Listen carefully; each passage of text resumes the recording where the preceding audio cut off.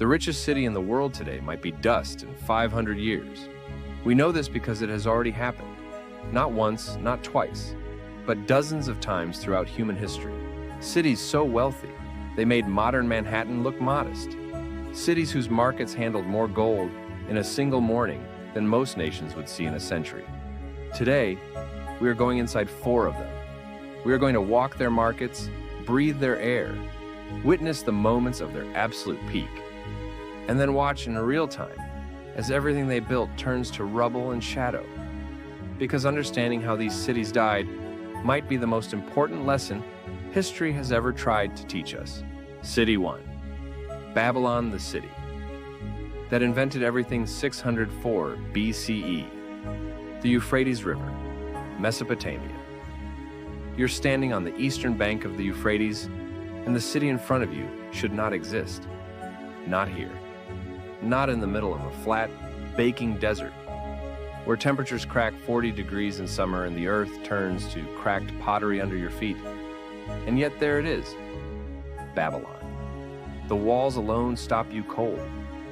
They rise 27 meters into the sky, nearly 9 stories, that a 4-horse chariot could turn around on top of them without its wheels touching the edges. The total circumference of those walls stretches 56 miles. The city they protect covers an area comparable to modern Manhattan. And every single brick in every single wall has been stamped personally with the words, "I am Nebuchadnezzar, King of Babylon." This is not a city. This is a statement. Nebuchadnezzar II has ruled since 605 BCE, seizing power within 3 weeks of his father's death. A masterclass in ancient political speed. Under his reign, Babylon does not merely grow wealthy, it becomes the gravitational center of the known world. Tribute flows in from conquered territories stretching from the Persian Gulf to the Mediterranean Sea. The sack of Jerusalem alone in 587 BCE brings craftsmen, scholars, and treasures pouring into the city. Every conquest fills Babylon's treasury higher.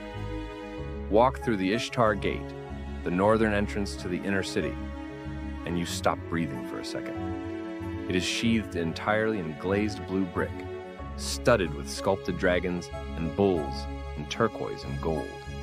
Each one as tall as a standing man. The color is so vivid, so impossibly saturated against the desert bleach of everything around it, that visitors in the ancient world often described it as glowing from a distance.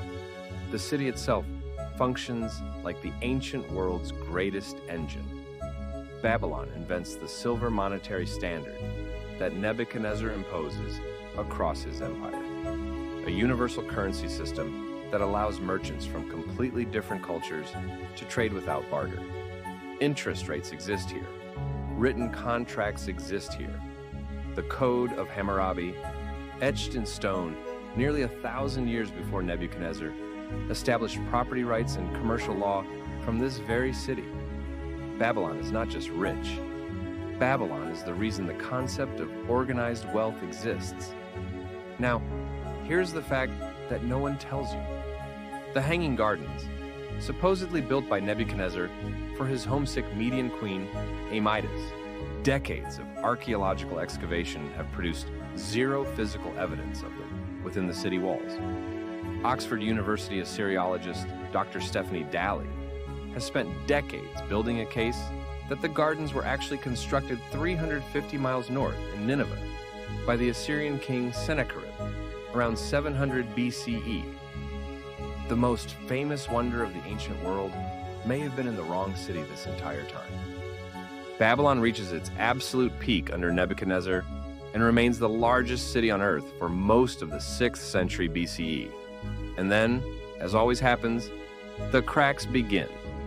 Nebuchadnezzar dies in 562 BCE. His successor squabble. In 539 BCE, the Persian king Cyrus the Great walks his army through Babylon's gates, and the city surrenders without a battle, the defenders reportedly distracted by a festival. By 275 BCE, After invasions by Persians, Greeks, and Parthians, its inhabitants are deported. What had been humanity's greatest city becomes empty desert. Today, the site of Babylon sits 50 miles south of Baghdad in modern Iraq. Saddam Hussein, in a display of ego so vast, it would have impressed even Nebuchadnezzar, stamping his own name on the new bricks to sit beside the old kings. Military occupation during the 2003 Iraq War caused further damage to the remaining archaeology. The greatest city the ancient world ever built is now a military scar in a dusty field. City 2, Carthage. You smell it before you see it. Salt water, cedar resin from 1,000 ship hulls, and beneath all of it, the deep metallic tang of coined silver drying in the sun. You are in Carthage, and this city does not wait for wealth to come to it. It goes out and takes it.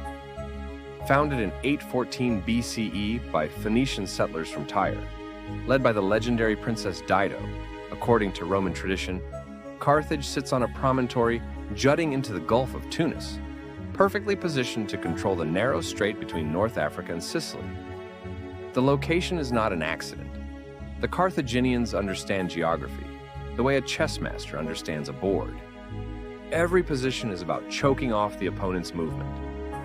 By 500 BCE, Carthage controls an empire that stretches across North Africa from modern Libya to Morocco, up through Spain, across Sardinia, Corsica, Cyprus, Malta, and dozens of smaller Mediterranean islands.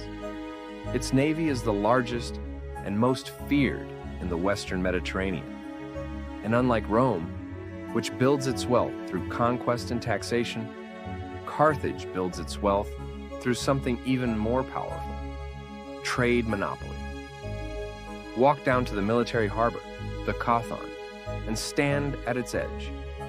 Two circular basins sit here, one inner and one outer. The inner basin is lined with ship sheds holding up to 220 warships in dry dock, ready to launch within hours. A central island holds the Admiral's command tower with sight lines over the entire harbor. In an emergency, chains can be drawn across the harbor mouth to prevent any enemy vessel from entering. This is not a port. This is a fortress that floats. The commercial harbor sits beside it, and this is where the real power lives. Merchants arrive from Greece, Egypt, Phoenicia, Italy, and Iberia. Carthage trades in almost every commodity the ancient world desires: metals, fine cloth, wine, olive oil, salted fish, spices from Arabia, gold from sub-Saharan Africa, tin from Britain, brought south by Carthaginian voyagers who kept the location of the tin mines a state secret for over a century. Ancient sources are unanimous. Carthage is perhaps the wealthiest city on Earth. Here is the fact that stuns historians even now. Archaeologists have found almost no physical trace of that legendary wealth. Virtually nothing in gold, silver, or luxury goods. And the reason is devastating in its simplicity. Most of Carthage's wealth was in perishables: textiles, unworked metals, foodstuffs, slaves, the things that rot, rust, or walk away. The city was the richest in the world, and it left almost no fingerprint behind. It means the wealth was alive. It was moving. It was working. Carthage even invented a form of currency so advanced it confused later historians. Ancient sources describe a mysterious sealed leather token containing an unknown substance. Some historians believe this was an early form of backed currency, centuries before anyone else thought to try it. The Carthaginian merchant Himilco sails to Britain around 450 BCE. Hanno the navigator leads 60 ships around the Atlantic coast of Africa around 425 BCE, establishing 7 colonies along what is now Morocco. These are not voyages of curiosity. They are strategic expansions to control the sources of tin and gold before competitors can even find them. And then comes Hannibal. In 218 BCE, Carthage's greatest general, Hannibal Barca, leads an army of 50,000 infantry, 9,000 cavalry, and 37 war elephants across the Alps, he wins battle after devastating battle. At Cannae in 216 BCE, he kills between 50,000 and 70,000 Roman soldiers in a single afternoon, one of the deadliest single days in military history. And he still does not capture Rome. The Second Punic War drains both sides to the bone. At its conclusion in 201 BCE, Carthage is forced to pay Rome 10,000 silver talents over 50 years, and remarkably, shockingly, Carthage repays the debt ahead of schedule. So swiftly, in fact, that the Roman senator Cato the Elder began ending every single one of his speeches, regardless of the topic, with the same 4 words: Carthago delenda est. Carthage must be destroyed. In 146 BCE, Rome finally does it. The Third Punic War ends not with defeat, but with annihilation. Roman soldiers spend 17 days burning Carthage to the ground. Every building, every library, every record, every memory. 100 years of Punic literature, history, science, and philosophy gone. A century later, Julius Caesar and then Augustus rebuild a Roman city on the same site. By the 1st century CE, that new Carthage grows to a population of 500,000, but it is not Carthage. It is Rome wearing Carthage's name. The Arab conquest of 697 CE destroys what Rome left. The site is eventually absorbed into the suburbs of modern Tunis, Tunisia. A few broken columns, some mosaic fragments, the outline of the ancient harbors still faintly visible from the air. That is all that remains of the city that once terrified the greatest empire on earth.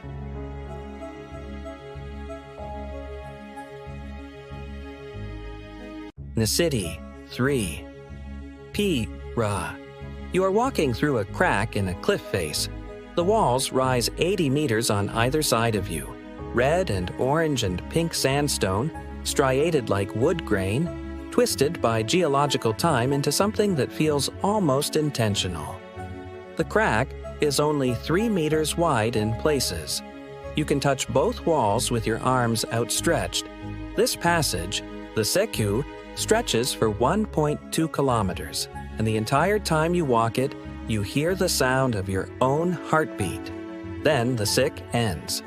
And there it is, the treasury, Al-Khazne, carved directly into the living rock of the cliff face, rising 43 meters, 15 stories, in perfect Hellenistic columns, cornices, and reliefs, every line precise, every surface glowing rose gold in the morning light.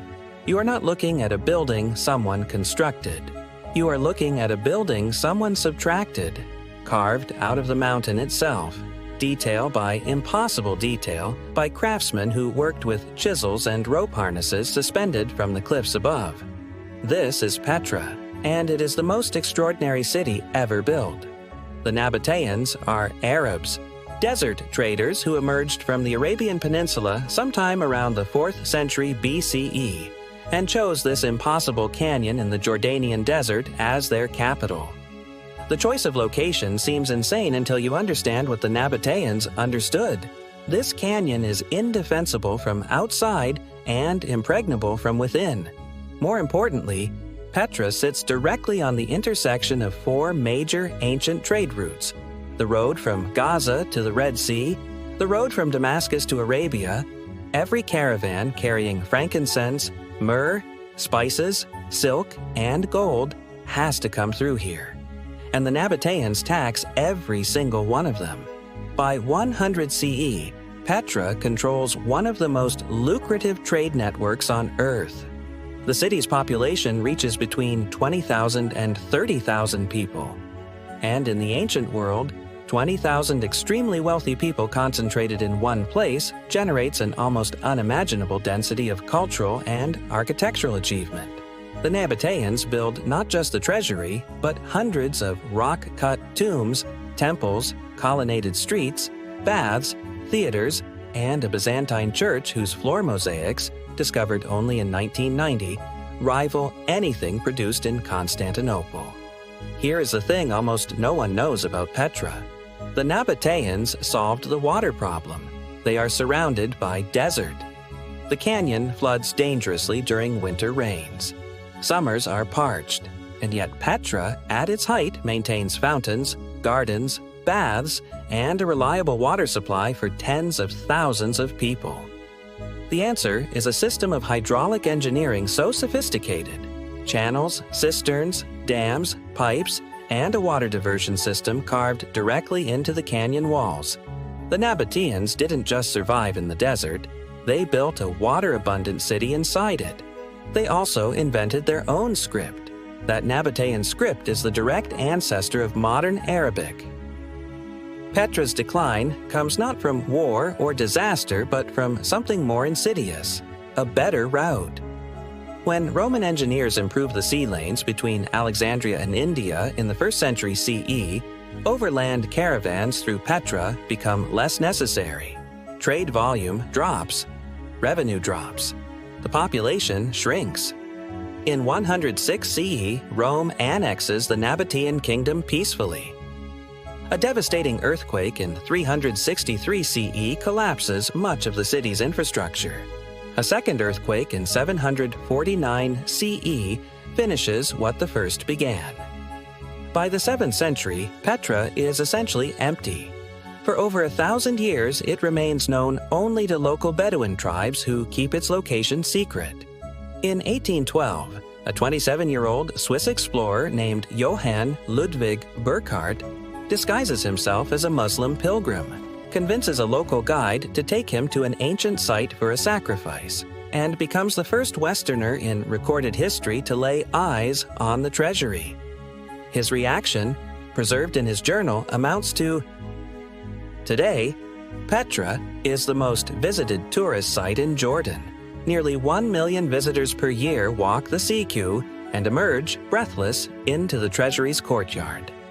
Steven Spielberg filmed the climax of Indiana Jones and the Last Crusade there in 1989.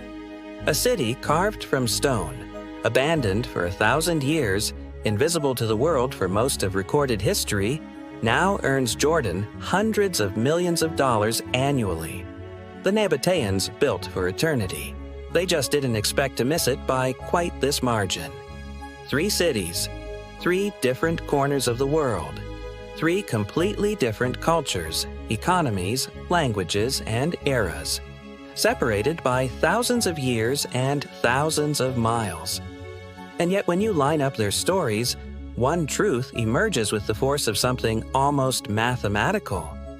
Every single one of them believed they were permanent. If something in this video made you feel something, whether it was the scale of Babylon or the defiant sandstone beauty of Petra, drop it in the comments. Tell me which city hit you the hardest and why. I read every one of them. Subscribe if that matters to you. The next city is already waiting.